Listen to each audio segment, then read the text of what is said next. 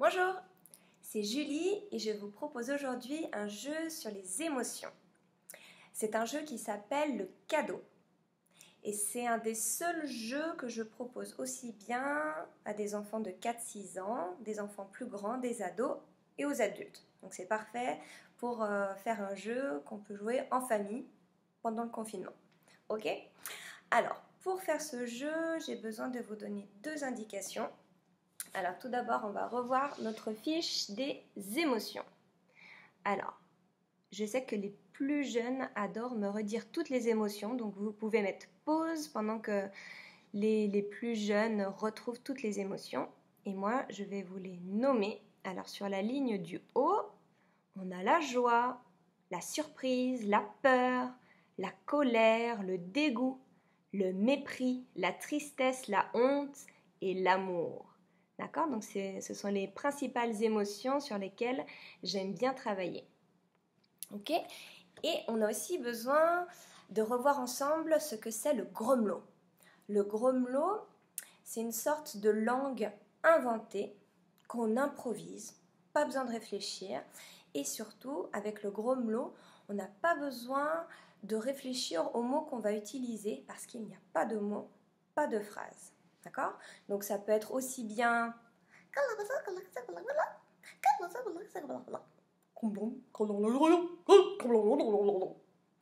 et ces gromelot, comme on ne s'embête pas avec les mots, ils sont très expressifs, ça nous aide à bien jouer les émotions sans faire attention aux mots. D'accord? Par exemple,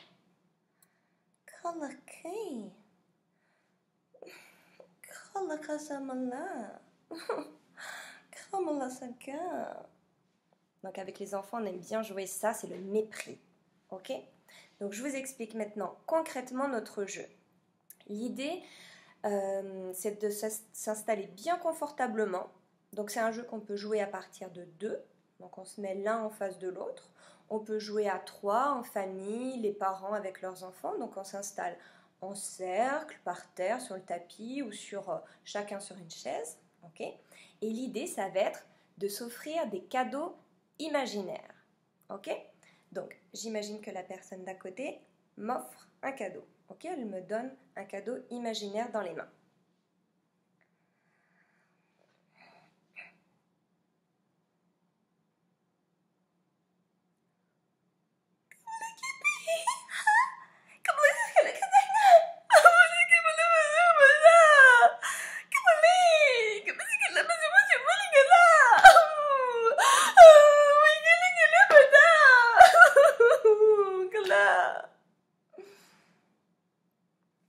C'était un premier exemple.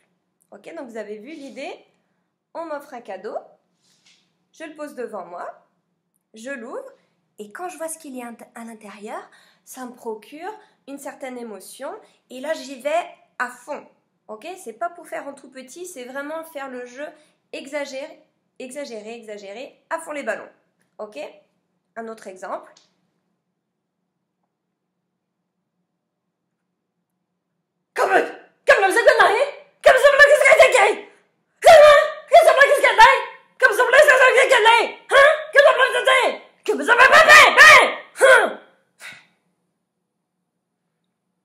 Et voilà, c'était un second exemple. Ok? Donc aujourd'hui, j'ai essayé de vous faire l'émotion de la tristesse, puis l'émotion de la colère. Donc on se rappelle, on peut faire la joie. Ok? La surprise, la peur, la colère, le dégoût, l'amour, la honte, la tristesse et le mépris. Ok? On peut faire toutes ces émotions. L'important, rappelez-vous, c'est de bien laisser le comédien aller jusqu'au bout de son jeu. Ok? Et seulement après, on lui dit, on peut lever la main. Nous, quand on est tous ensemble, on lève la main et puis on dit « Je pense que tu as fait la joie ou la colère ou le... » Voilà. Ok? On laisse bien le comédien finir, puis après on s'exprime. C'est chacun son tour. Voilà, je vous ai présenté aujourd'hui un jeu sur les émotions. C'était le jeu du cadeau. J'espère que vous allez bien vous amuser, passer un bon moment en famille. Je vous dis à bientôt pour un autre jeu.